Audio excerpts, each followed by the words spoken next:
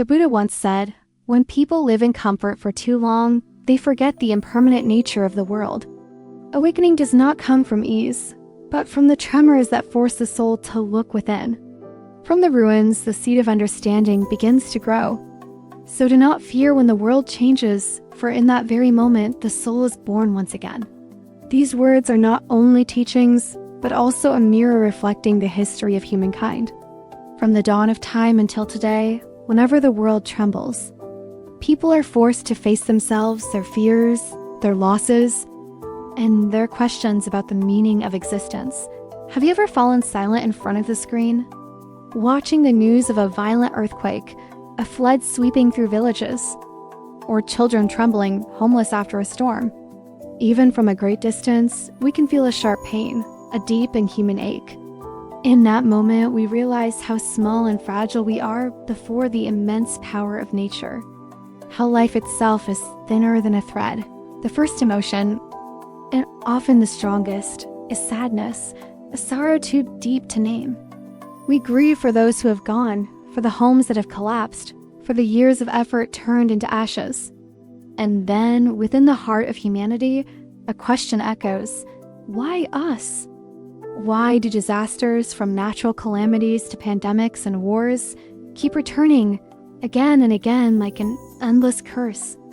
If we look only through human eyes, disasters truly seem like cruel blades, chaos without meaning. They steal our time, our possessions, and our loved ones. They make us want to fall, to surrender, as if the whole world is collapsing upon a stop. But if we step back and see through the long river of history, we begin to recognize another truth, gentle yet firm. Disasters are not random. They're part of the great law of the universe, like a strict teacher. They carry a sacred mission to awaken humanity from its sleep of pride and comfort. For when life becomes too peaceful, when the meal is full, the house strong, and no danger lurks nearby, the mind slows down, and the heart stops searching. We start to take safety and convenience for granted, and forget the price of effort out at that moment. When gratitude fades and desire rests, nature, or sometimes our own mistakes, will send a strong reminder. Not to punish, but to whisper, "Humanity, you are not yet complete. Keep moving forward. Keep creating, and learn to cherish one another." If we turn the wheel of time backward to the very beginning of everything, we will see that all life began with a breaking. In the first moments of existence, the universe was only a silent point, a place without form, without difference, without motion. Then came a great moment, the Big Bang. It was not a random explosion, but a necessary burst to shatter stillness, to awaken movement, and to begin evolution. From that first chaos, tiny particles joined together, forming the first elements, the foundation of stars, planets, and all life to come. Those stars burned brightly for billions of years until their energy ran out, and they exploded as supernova.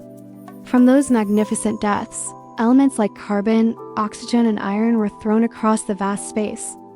And it was these very elements that became the bones and blood of our existence. Every grain of dust in the human body, every atom that makes up a roof, a door, or the beating heart itself, all are the remains of stars that once died. We, in the most literal sense, are the children of cosmic explosions. So when we look at the tragedies of the earth, we should not see only punishment or suffering. We should see the repeating law of creation. If there is no pressure, there will be no diamond. If there is no chaos, there will be no order. If there is no destruction, there will be no birth. Disaster is the self-healing mechanism of the universe, forcing everything to move, to collide, to change. It is through those moments of explosion that life, consciousness, and love were given the chance to appear. Chaos, when looked at deeply, is not the enemy of order. It is simply another form of it, a way for creation to keep everything alive and ever-flowing. Asterisk.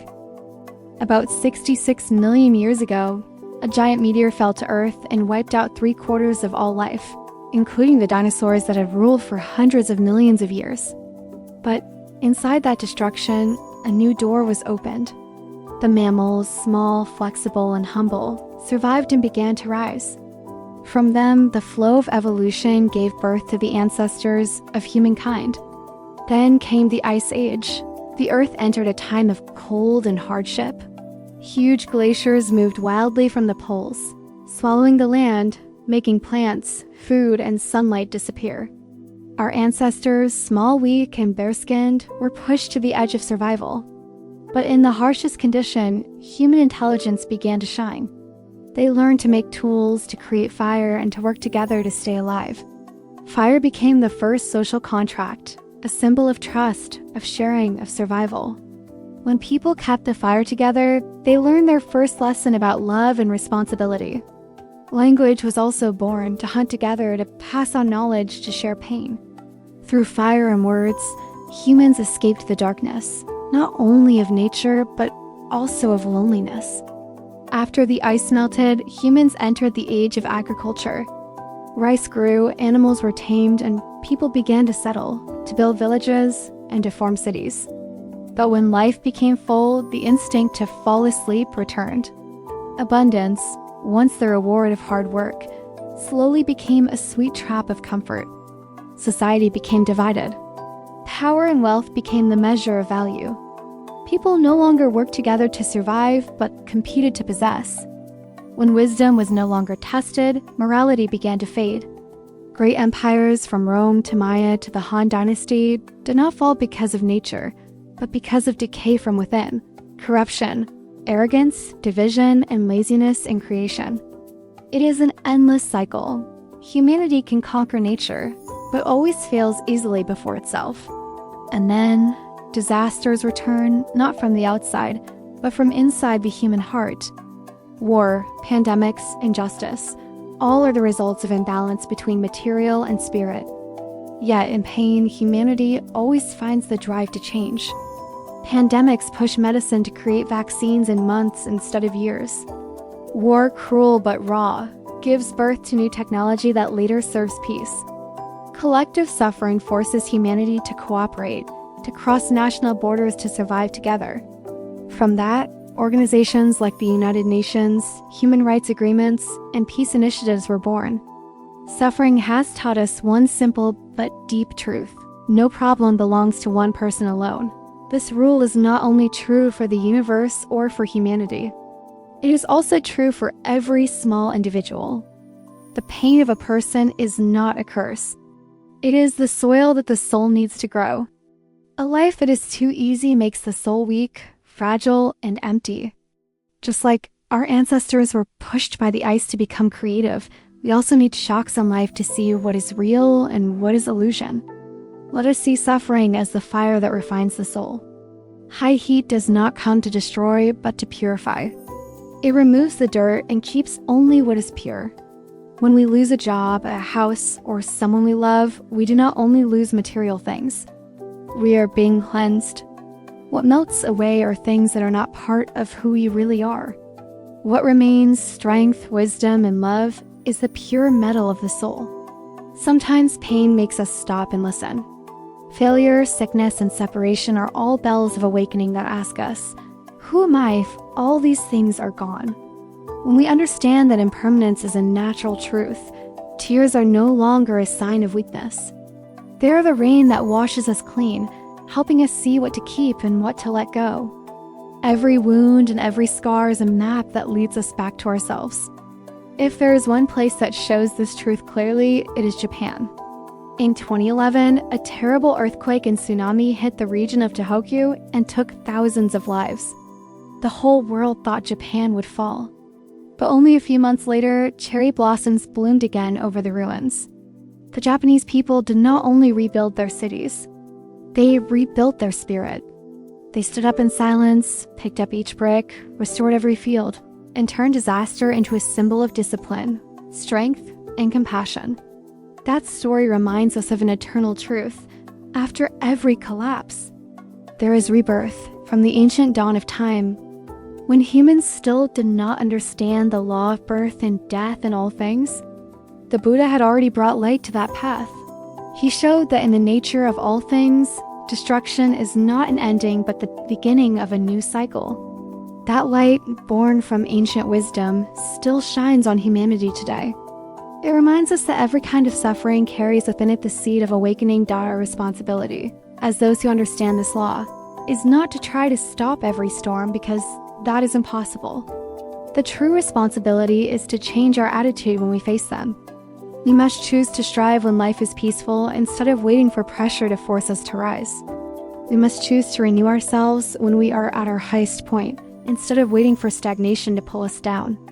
We must choose compassion and connection, even when the world still seems calm. The real strength of humanity does not lie in weapons or gold. It lies in our ability to keep redefining what truly matters, in the wisdom to face pain, and in the will to never fall asleep on our own success.